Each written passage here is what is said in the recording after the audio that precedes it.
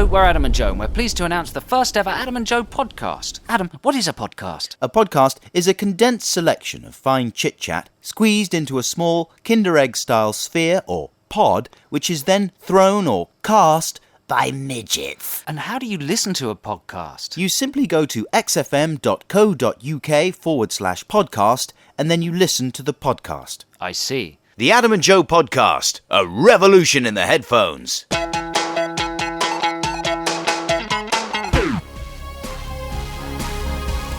Wow. It feels like 1983, doesn't it? It's back to the 80s with Goldfrapp.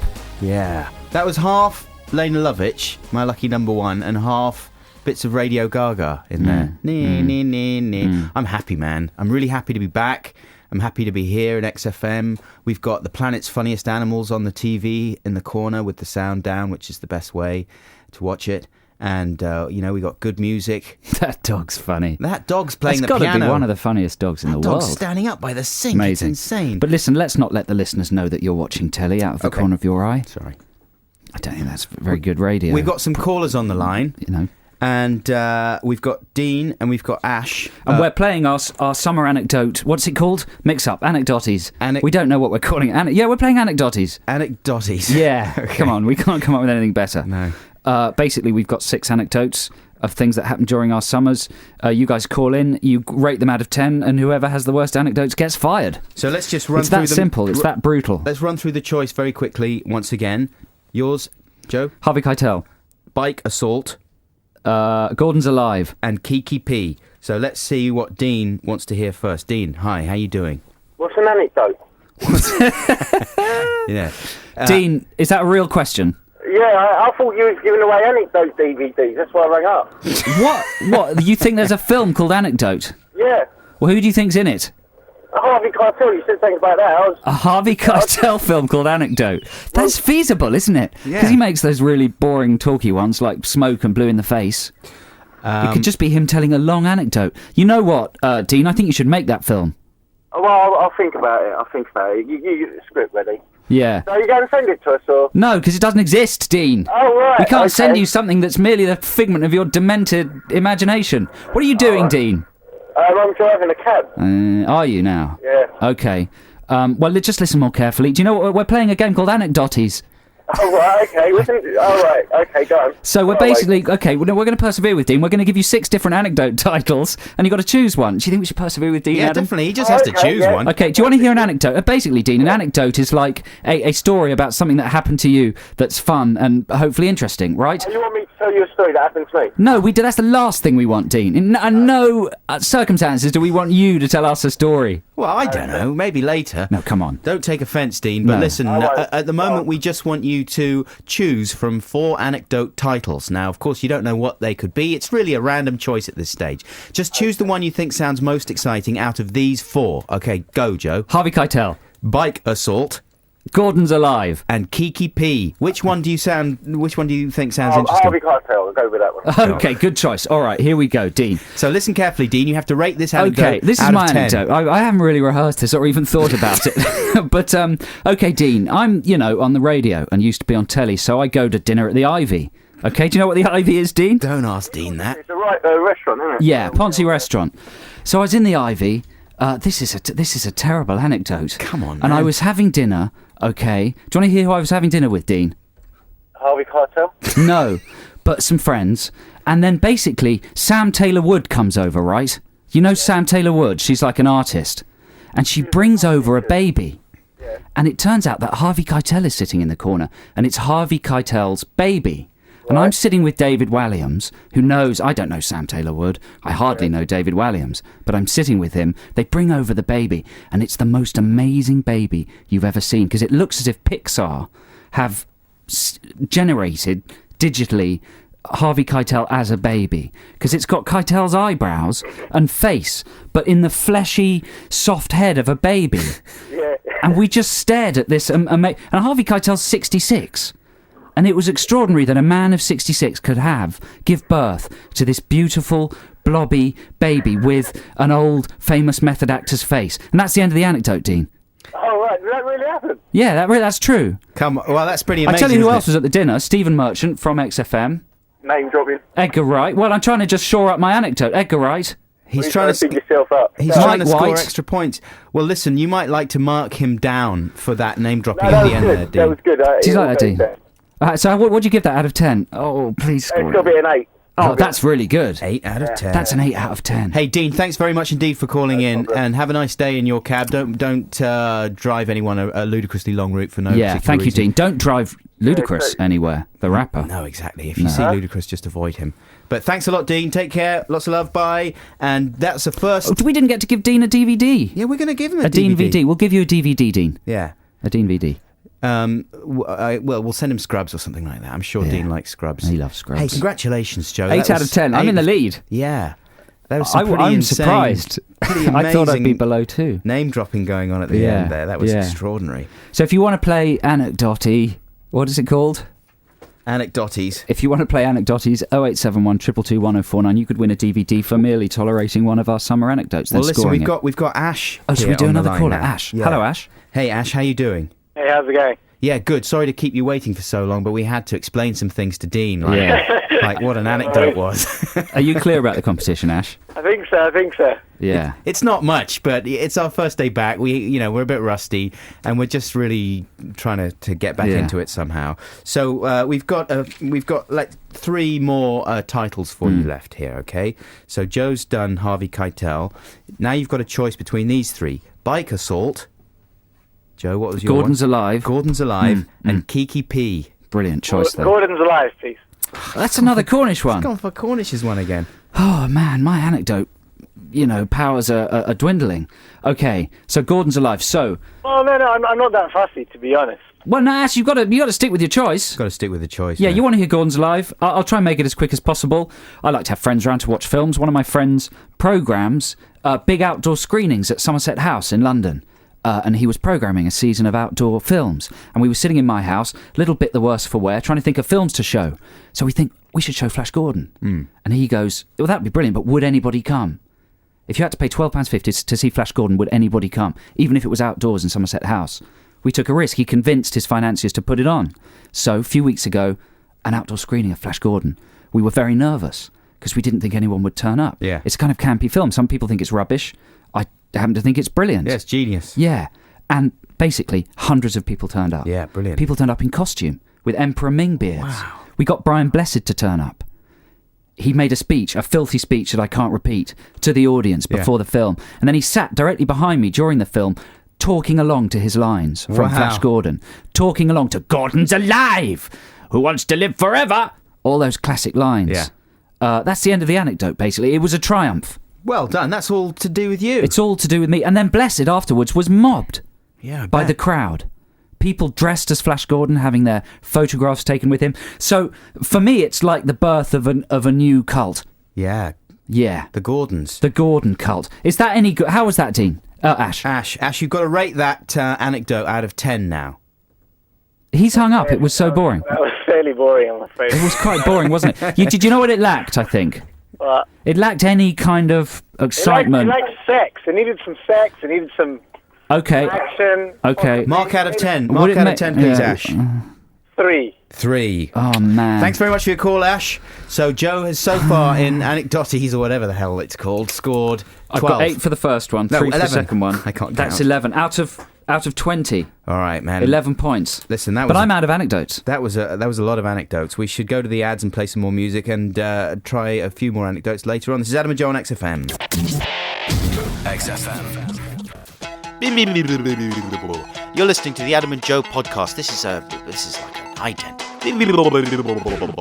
That sounds interesting, let's talk about it. Let's start talking now. One thing I was thinking this week is, those collector's editions of films, like on DVD, where you get a free frame of the actual film. Oh, yes. One of the selling points is a genuine 35mm frame from an actual print of the film, mounted, limited edition. You know, that kind of thing? Yeah. Have you ever bought one of those? I have, yeah. Yeah, Brian, have you bought one of those? Battle Royale I bought with the And you've got frame. under what circumstances, I was thinking, would that ever be worth anything? Well, if all the prints of Battle Royale Yep, were you're to be getting there. burned. Yes, if there was a freak incident where every single print of a particular film was destroyed, then the news would say, "Good, hello, this is the Muse. This week, all prints of Battle Royale have been destroyed. As a result, the government are asking anybody with a collector's frame of Battle Royale to report to their local police station, where the police will attempt to assemble the film from missing collector's frames. You will be paid £1 million for your frame."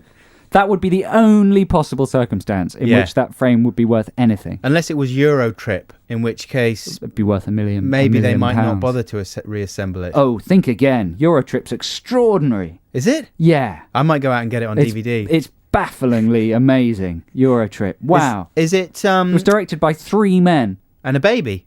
Not the baby. Oh, that's a shame. Possibly written by the baby. Wow. If you are interested in Eurotrip, and you think it's going to be good, then recalibrate your expectations. But if you go in expecting it to be appalling, it will not disappoint. And in fact, it'll reward you. It's amazing. Oh. It's mind-blowing I'm stuff, quite excited Eurotrip. now. I do recommend the DVD because the deleted scenes, wow. And the commentary by the 3 directors. They could only credit one director because that's Directors Guild rules. The other directors are very angry and bitter. Really? Because it's such an amazing film. That Yeah. Wow. Gosh. The other thing I was going to talk about is what is the cushiest presenting job on television? Because Nadia Swahahalialia is presenting something called Family Swap on ITV in the mornings. Yeah. And she does it just by sitting in a chair and watching a telly on which Family Swap plays. And then before and after the break, she's just sitting in her telly. She turns around to the camera and says, "But that's only the beginning. And Steve is about to find out when Margie comes home." So she's basically doing a voiceover, but they've just put a face to it. In a chair. Yeah. Yeah. But that sounds like a breeze. And she doesn't have to interact with any of the people at all? No. And I thought that's probably the cushiest presenting job on telly. Can you Wow. think of any easier presenting, apart from this, of course? Well, this isn't on telly, of course. No. Easier presenting job than that? Not offhand. No, I can't. Well, I'd like to know, because I'd like that job. Well, I think June Sarpong has developed a style which basically means she doesn't have to really try hard at all. Or sort of fully wake up. No, yeah, exactly. Although she is getting perky. If you look at June Sarpong 5 years ago and compare her to now, she's certainly perked up quite a lot. That was interesting, we talked about it. Let's stop talking now. Now, of course, a big part of our XFM show is the music, the great music that we play on XFM. Unfortunately, it's too expensive to get the rights to the music for these podcasts, so instead Joe Cornish is going to render some indie classics on the slide whistle.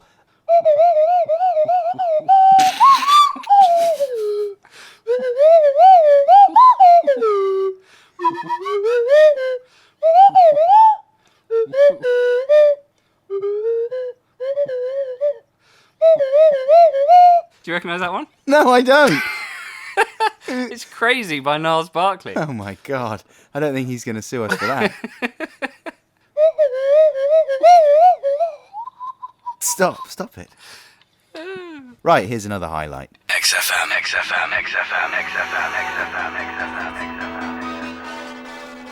That is my favourite ever stereophonic single, Joe. Sincerely. Yeah, sincerely. Well, congratulations to them and to you. This is Adam and Joe on XFM, London's 104.9, here with you until 3 o'clock. Now, on this show, we've talked about Crazy Frog before. I think everyone's talked about Crazy Frog, haven't they? Yeah, in fact, we should play your special jingle for things that Yeah. we can't talk about. Line that up. Yeah.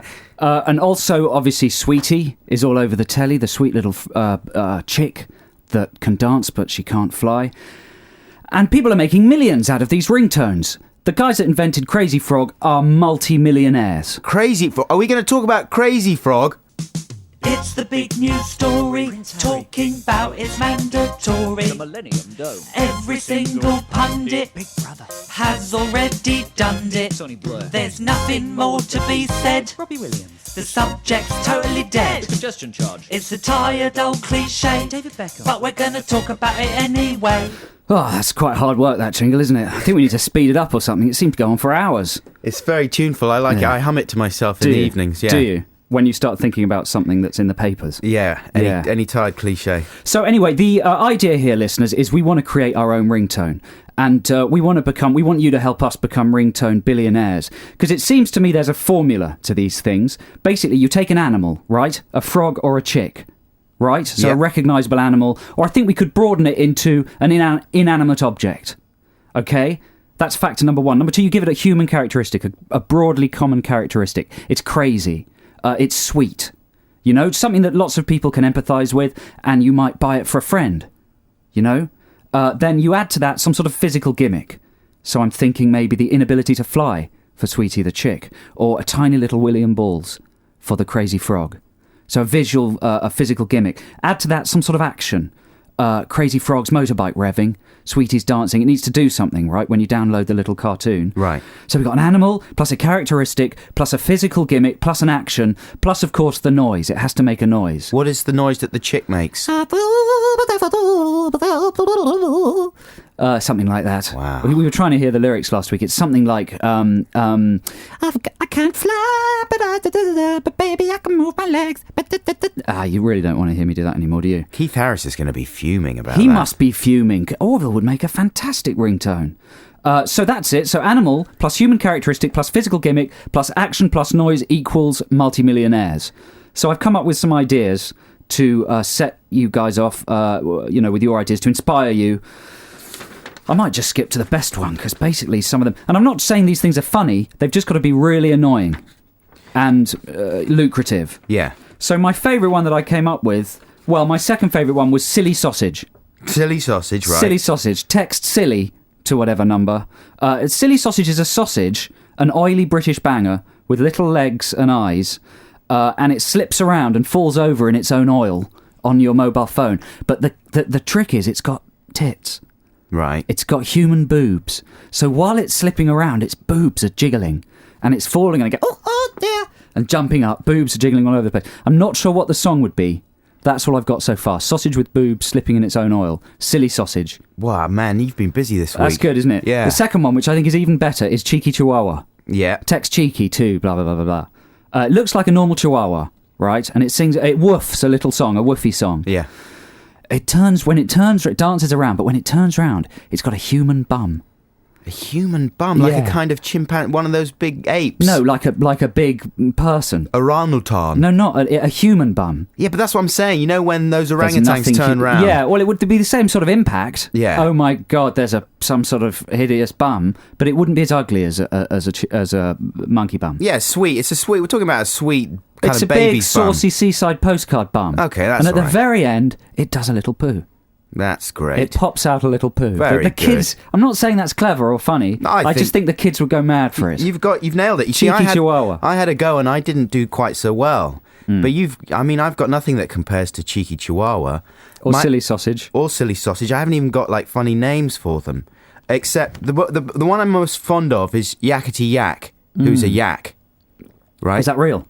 No, this is... I You've made this it one up. up. Okay. Yeah. It sounds so good. It sounds real. Yeah, he's a yak. Tell us about Yakety And Yak. he keeps yakking. He's Yeah. yakking. You get where I'm coming from? What, he's talking? They're talking. He keeps talking because it ties in with the Like phone. us talking? Yeah.